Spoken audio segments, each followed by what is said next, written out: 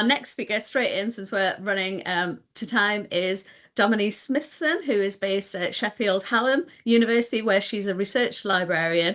And this one is a little bit, I think, continuing on the technology element of it, but looking at academic podcasting as part of research support.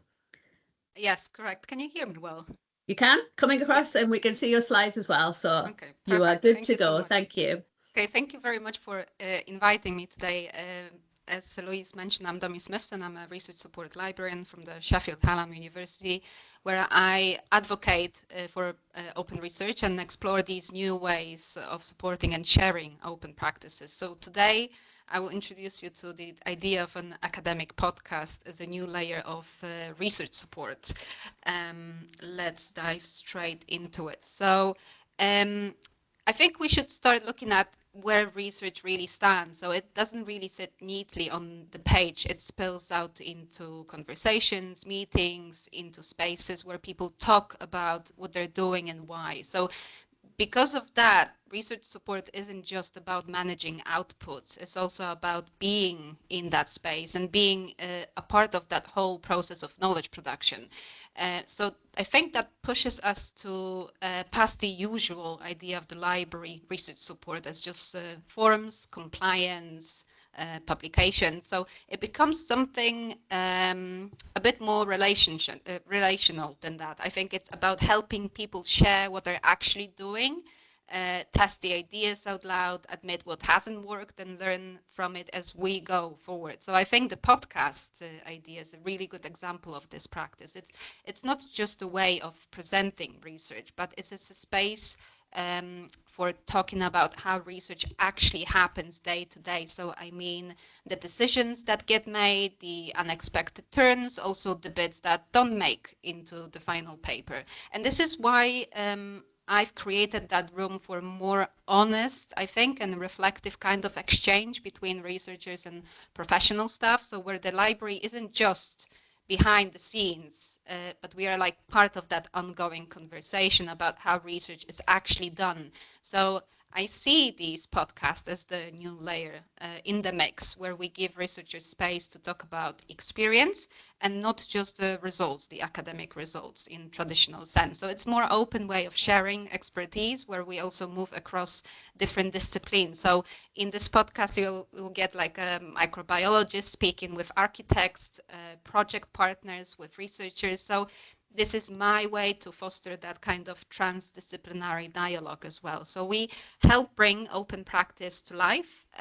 We share our guidance on LibGuides, obviously, but each of those podcast episodes uncovers what it actually means doing research here at Sheffield Hallam. So we try to make research feel less abstract and more grounded, something that people can see themselves doing. So the experience gets shared more naturally, the expertise becomes visible in different ways, and our guests and listeners as well start to see disciplines crossing over and blending in ways that feel more natural. So I think openness stops feeling like an extra layer. It becomes part of how research is talked about, shaped, but also understood from the very beginning of the research project. Now, so I originally designed this open research podcast as an educational resource where I introduced the theory. As the research librarians, we traditionally focus on providing access to books, journals, databases, archival collections, and those resources are still central to what we do, of course, but podcasts, I think, they're like gradually becoming another useful part of the learning and research environment that we support. So what makes podcasts valuable, I think, is the convenience and the reach as well. So people can exchange their dialogues, engage with academic content anytime, while like traveling, working, exercising. So learning is no longer restricted to classrooms, library hours, and formal study sessions, for example. So from the library perspective, podcasts also give us a different way to communicate knowledge, I think. So We can use them to highlight new research, explain the library services, share conversations with subject experts, but they also help to preserve those recorded conversations in a long-term academic value, to keep them in one place on our LibGuides as well, not only on the open platform that I use on Spotify, but also within our LibGuides. And also, I think it's worth mentioning that we want to make knowledge accessible to everyone. So audio content can support people who are visually impaired, who struggle with intensive reading, learners who simply absorb information better through listening. So, and I think also about, especially after pandemic and working and studying remotely, I think for remote students and staff especially, podcasts can create that kind of stronger sense of connection with the library and that academic community as a whole. So I think that's also a larger shift here, is that the libraries are no longer seen as only places that store information. I think it's increasingly we are expected to support learning in formats that are flexible, engaging, and easier for different groups, like Elena said in her presentation as well. I think it's worth mentioning these new creative ways that we try out. So back to the slide, in the first couple of episodes, which mainly focus on the basic theories behind open research, I began inviting researchers to join these discussions. And that changed the direction of the whole podcast in a very useful way, I would say, actually, because instead of only talking about the concept in an abstract or at an academic sense, we started exploring how open research actually works in day-to-day practice. So these conversations become much more grounded. Researchers share their own experience, the challenges they face, the tools they use, the decision they make. And I think for listeners, this made the topic feel more real and approachable, I think. And what I find valuable about this podcast is that it brings this theory and practice together in the same space. So often academic conversation, they lean heavily on principles and frameworks, when the practicalities sit on its own or get left out. So through these episodes, I think listeners can understand not only how open research matters in theory, but also how researchers are applying those ideas. So I think it creates that more complete and honest picture of the subject.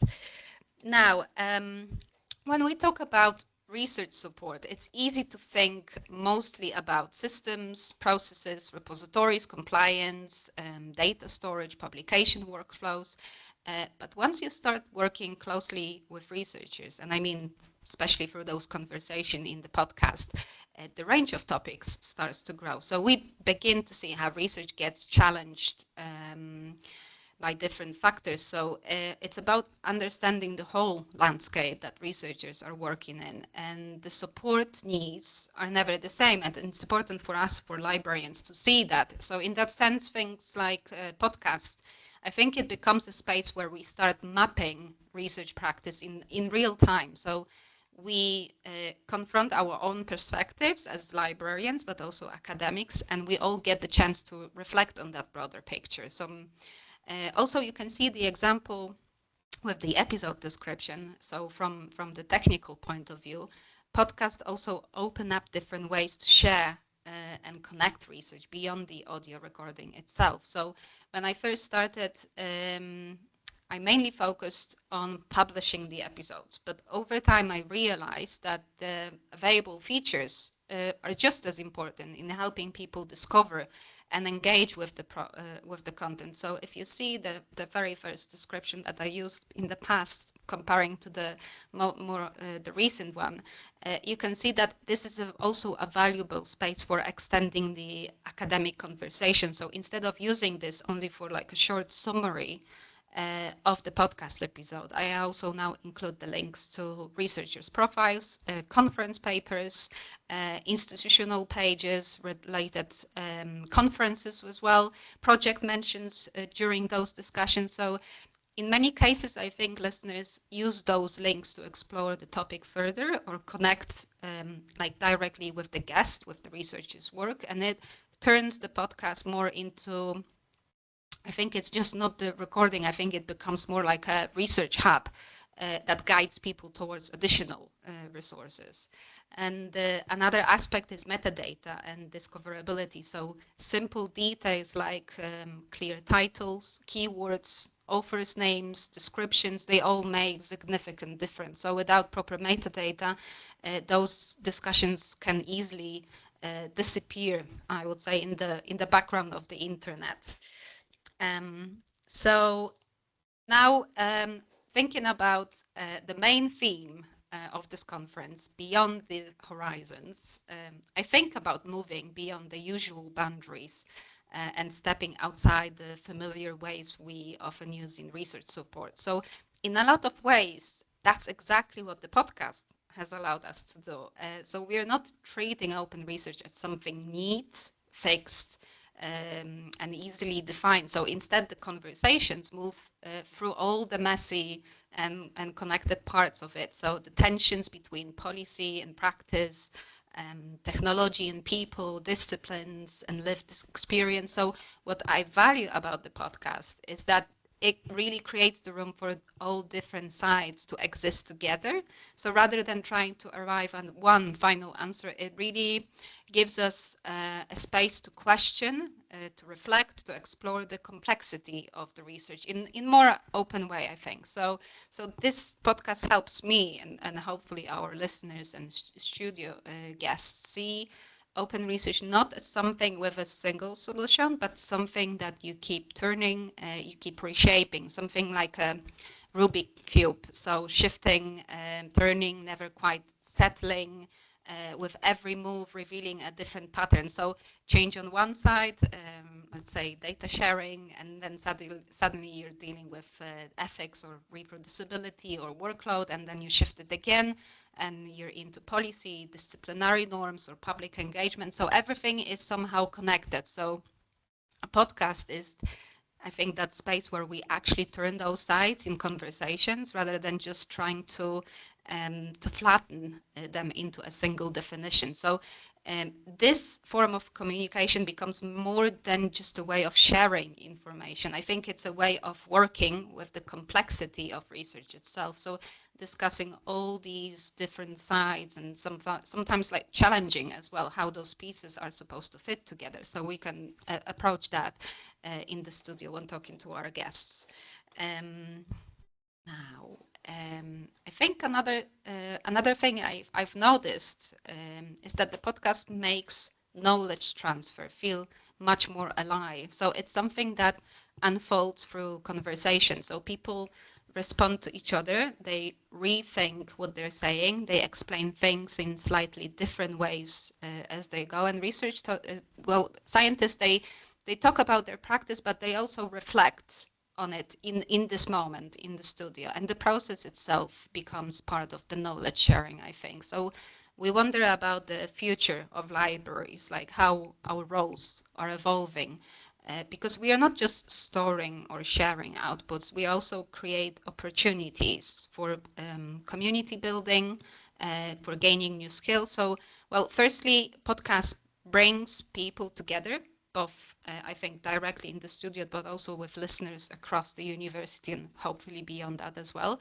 And secondly, we are helping shape the conditions where research practice is discussed, it's questions, it's developed. So podcasts, they help us develop research communication skills in very practical way. So it's one thing to understand research in your own head, but or even write about the research in like an academic paper, but it's really completely another skill to explain that clearly in a conversation that feels natural and accessible to a wider range of audiences. So when we record episodes, we are constantly making these small but important decisions about language itself. So how we translate complex ideas into something that wider audience can follow without losing the meaning behind it. So also a really real skill is to in listening and responding in the moment, like media presence for research is really important, like writing where you can refine every sentence. Podcast discussions, they require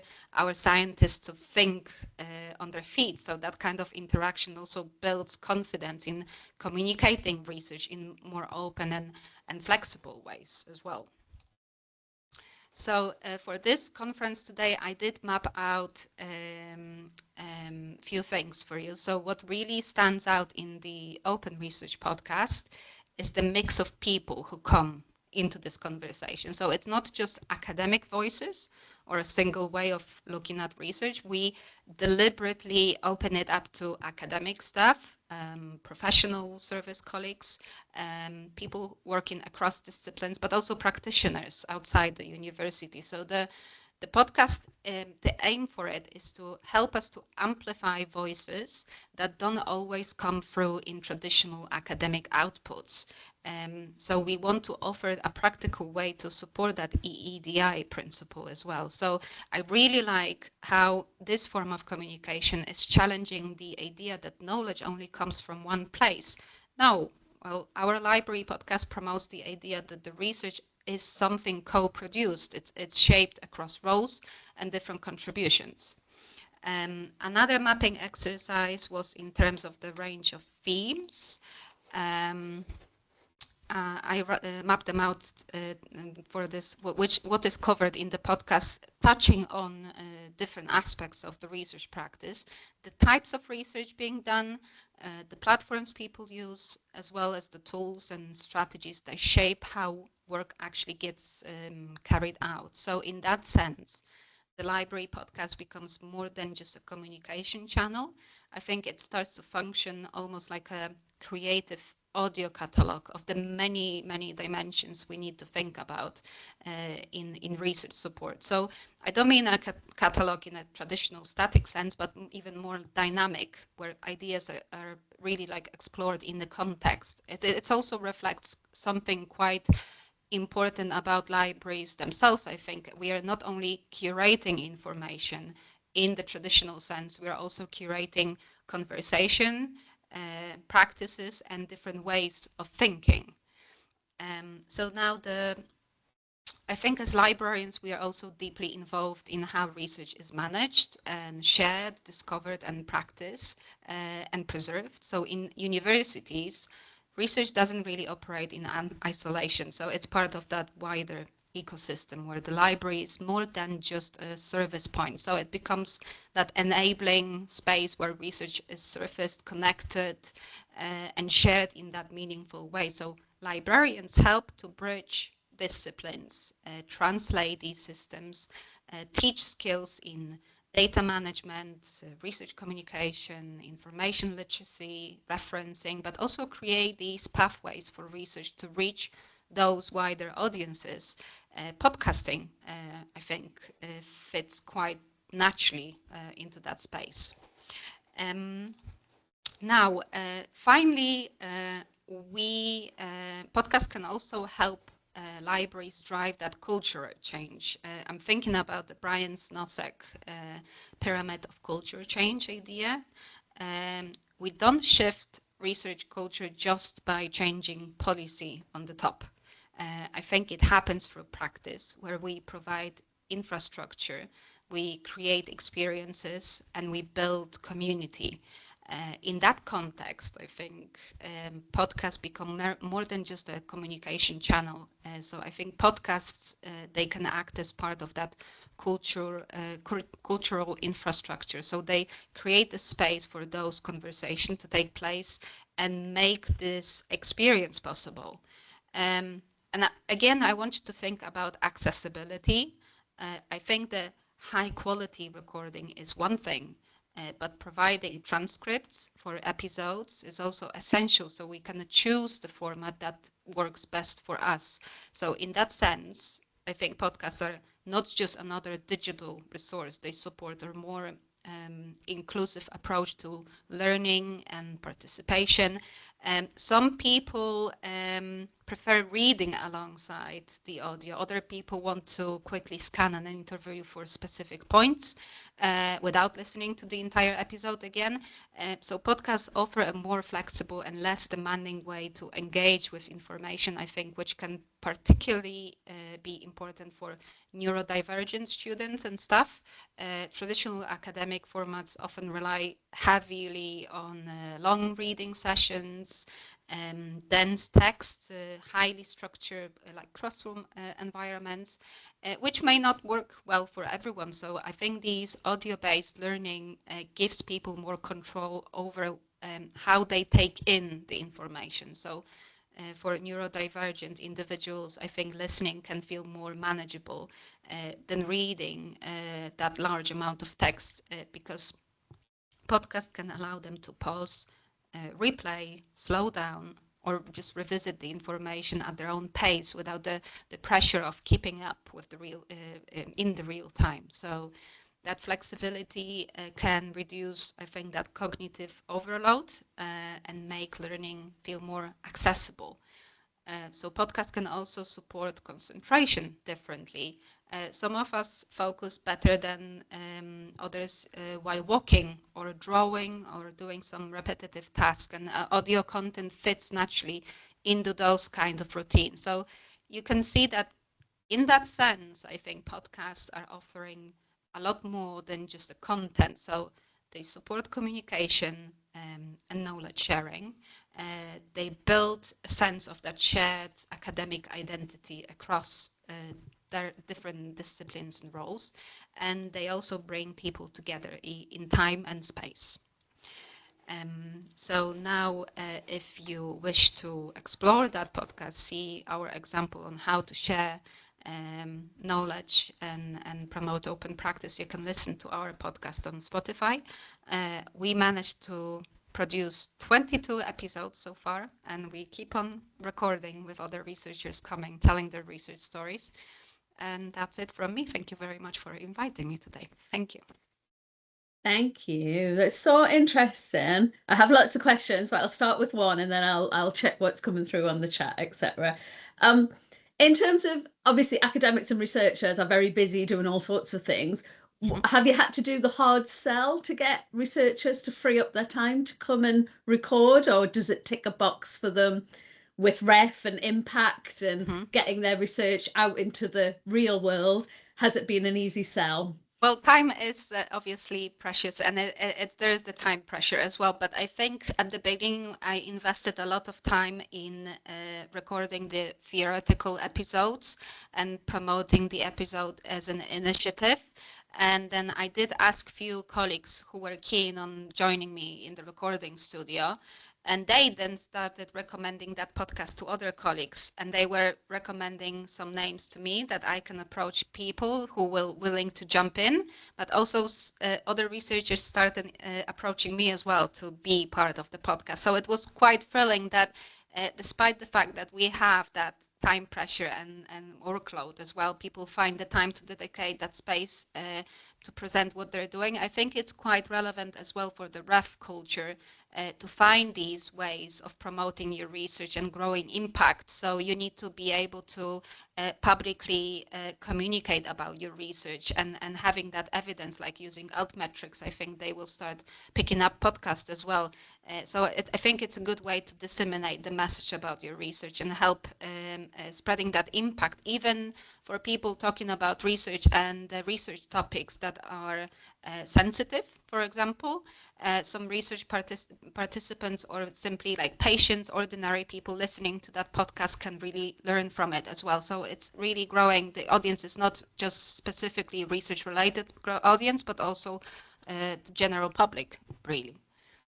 So do you let people put their own theme forward, or have you got a utopian program of interest in research at the university that you want to pick out, or do you just let people come forward?